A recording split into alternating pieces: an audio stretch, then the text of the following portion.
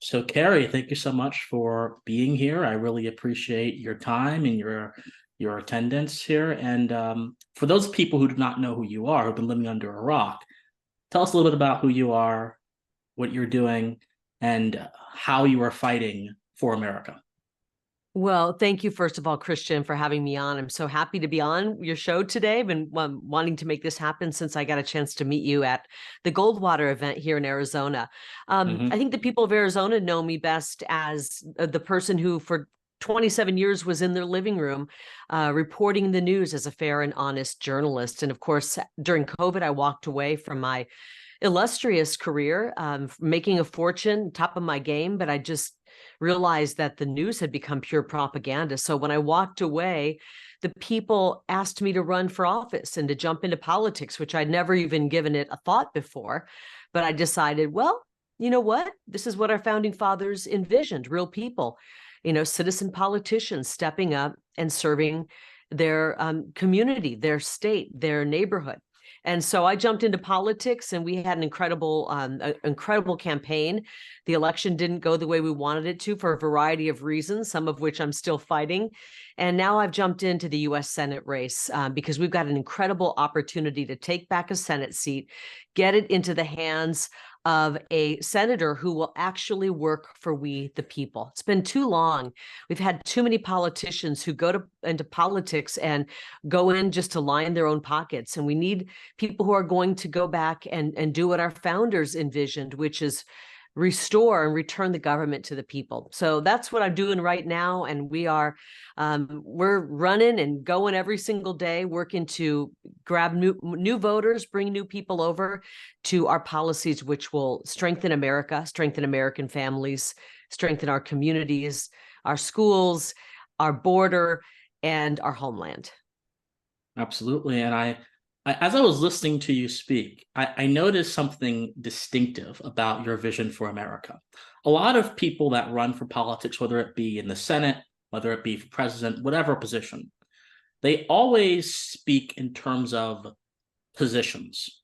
Very few times they speak in terms of values. I think that if you don't have values underlying your positions, you have no conviction and your positions are hollow. So let's talk a little bit about that. What do you, from a value standpoint, because you say that you're a mama bear a lot in your speeches. From a value standpoint, what do you think you bring to the United States Senate?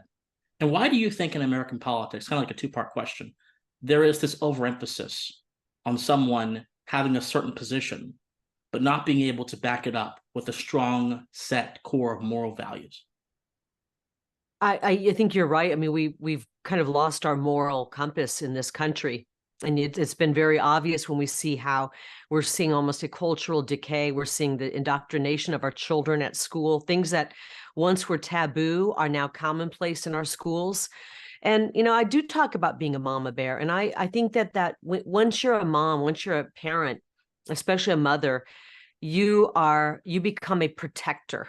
They always say the most dangerous place in nature is between a mother bear and her baby cubs, because she will tear whatever gets between her and her cubs to shreds. And we've watched as in many ways our government run schools have really gotten between parents and their children, and that's wrong. And I think it's really easy. If you've got a moral compass, I'm a woman of faith. I let God be my guide, but I also let the US Constitution be my guide. And we have gotten so far in so many ways away from the Constitution, it's frightening. And so I think all the answers can be found right there in that amazing document that our founding fathers wrote, almost as if they were prescient and could see the future.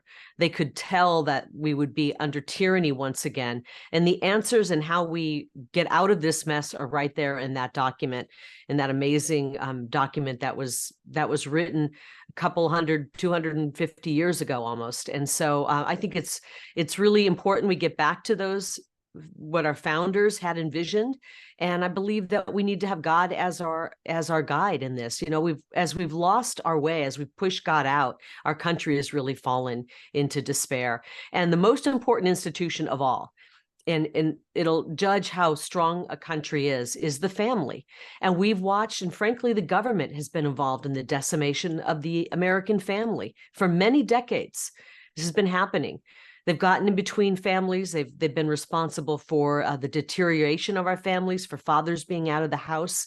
And when the father is not present in the house, it's so much harder to come up and raise a strong family. And so we need to put those priorities. I've said on the campaign trail, and I mean it, every decision I make will be made to make American families stronger, our American economy stronger, our American border stronger.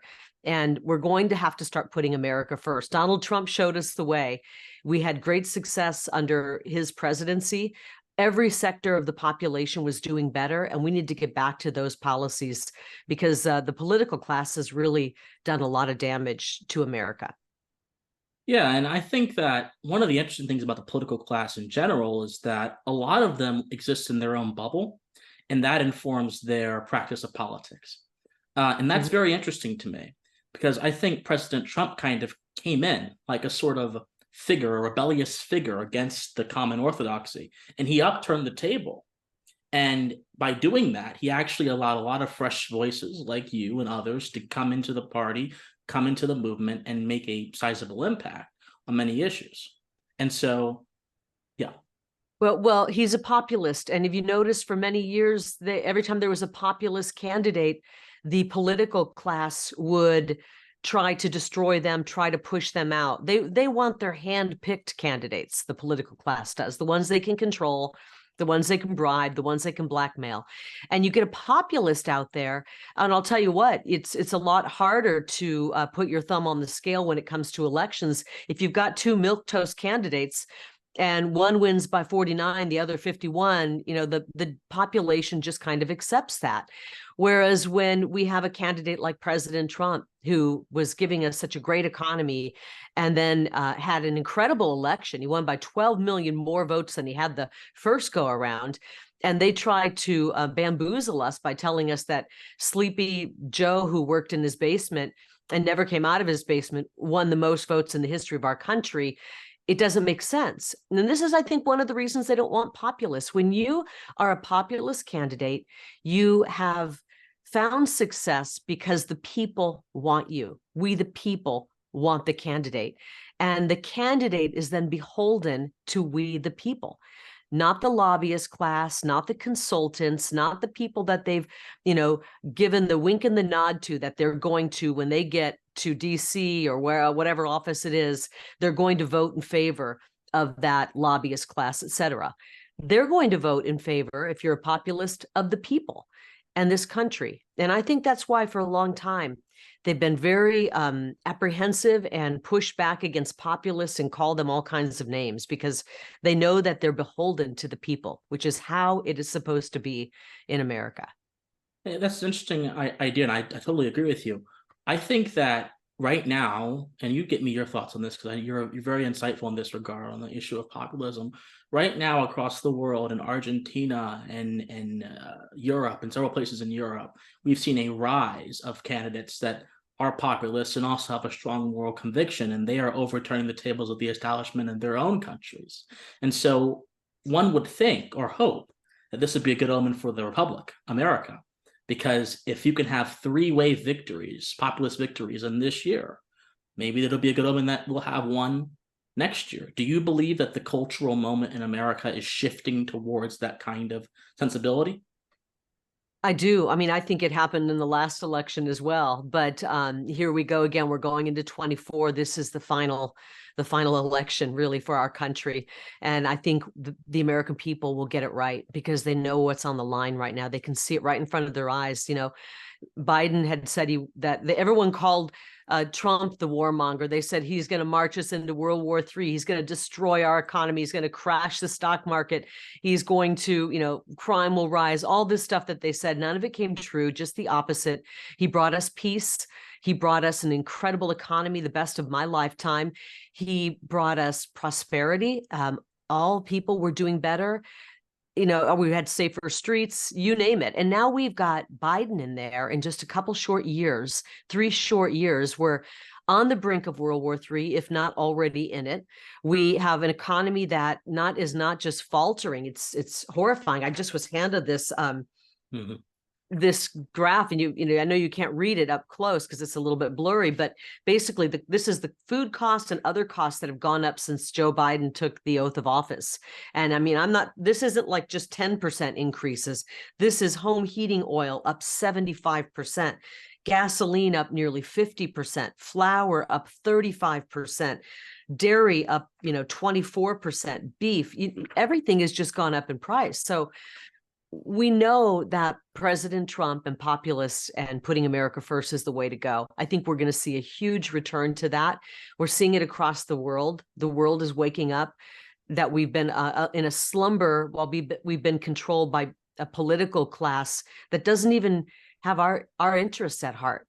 And I want to see 190 strong countries with 190 strong borders, with 190 duly elected leaders and 190 unique cultures in this world, not one big homogenized globalist blob, which is where we're headed if we don't start electing true leaders who have a vision to protect their people and their country.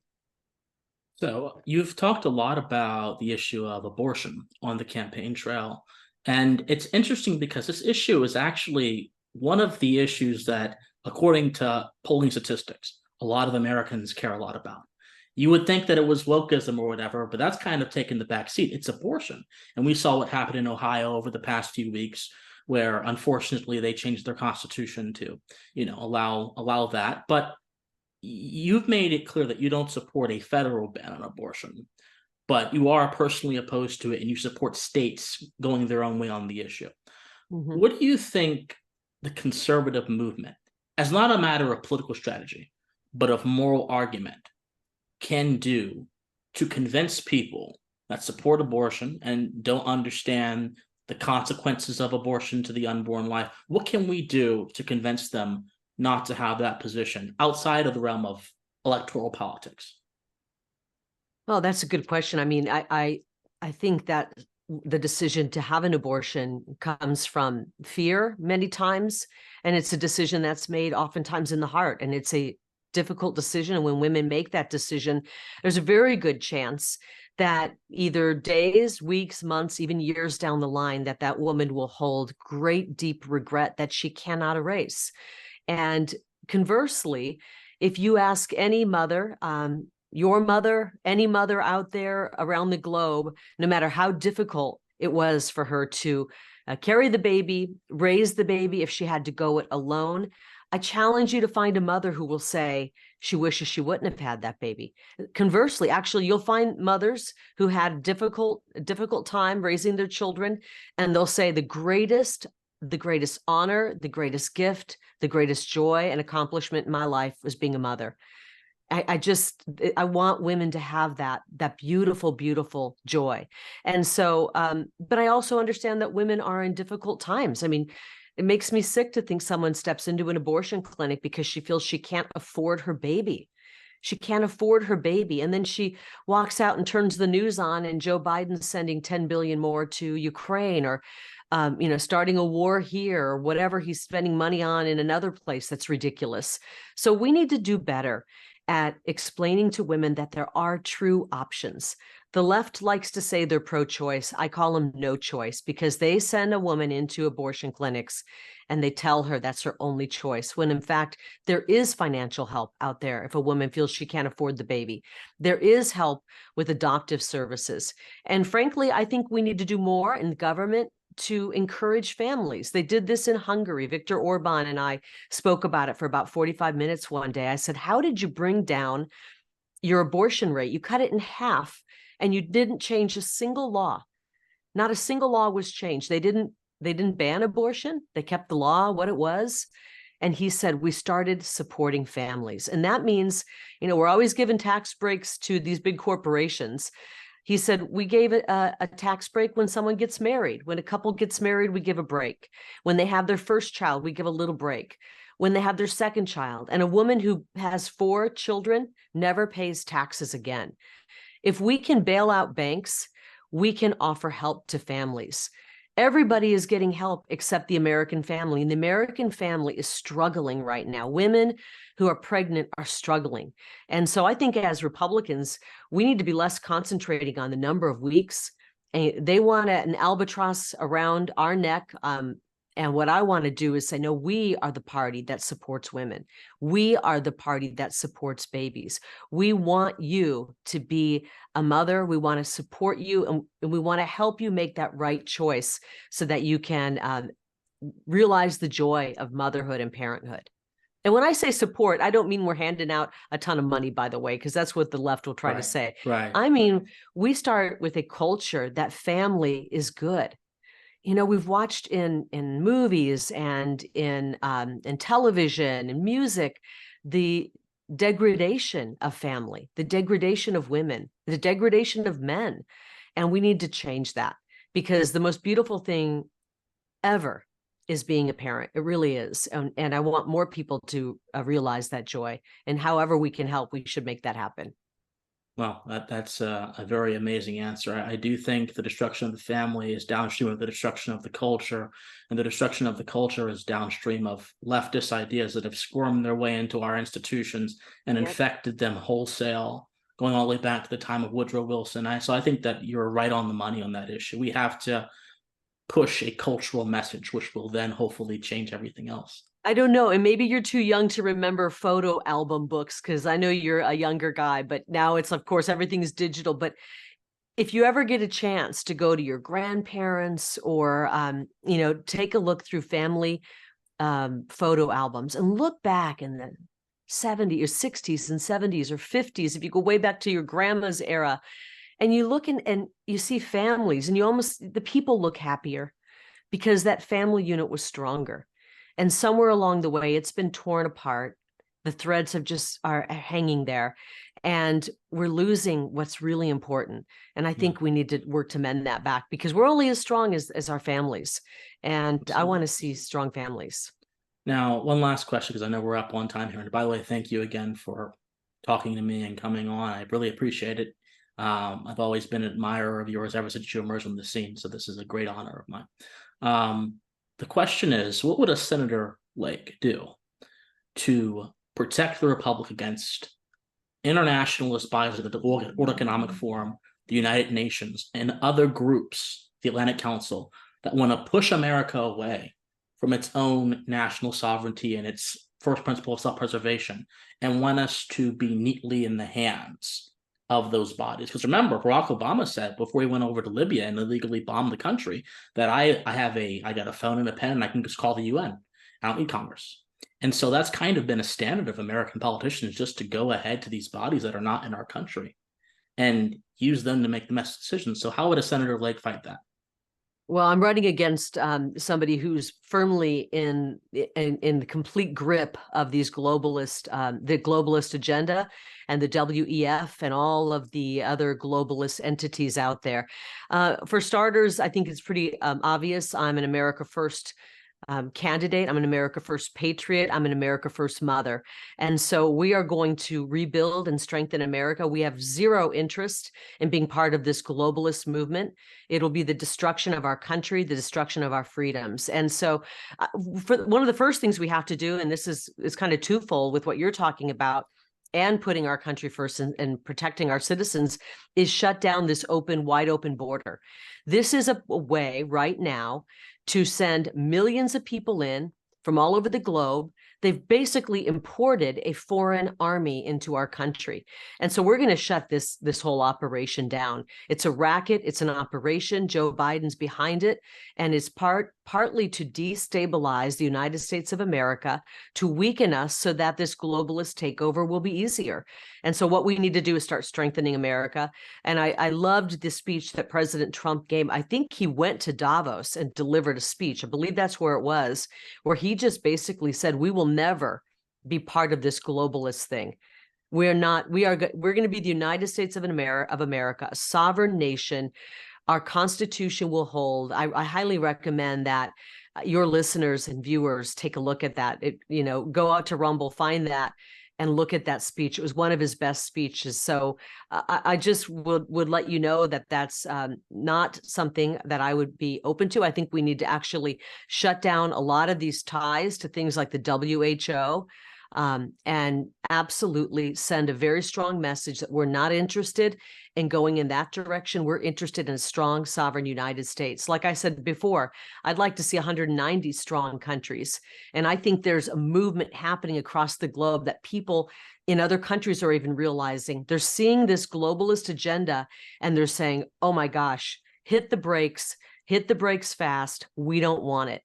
And I believe that we have the ability to stop it.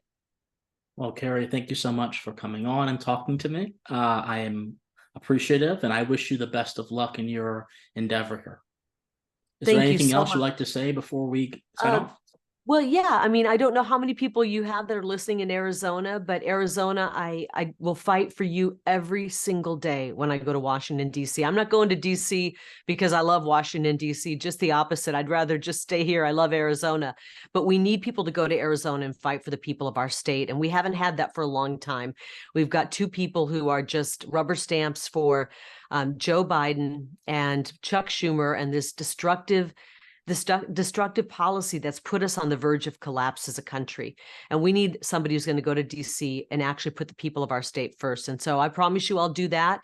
You can find out more information at karilake.com, KARILAKE.com.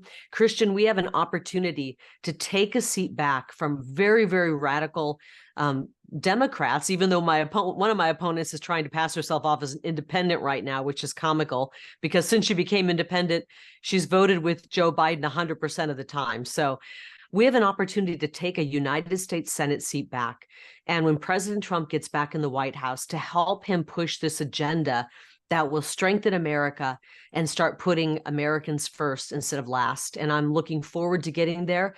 Rolling up my sleeves and getting to work. I've got an incredible work ethic, and I will work tirelessly for the people of this great state. And I thank you, Christian, for helping to get the word out about our conservative principles that are actually it's called conservatism, but I really call it Americanism. I think that our Absolutely. ideals that our country was founded upon are truly conservative ideals. And if our founding fathers were here today, they would be America First patriots. Absolutely. Kari, thank you so much. And everybody, please stay pensive. Bye bye.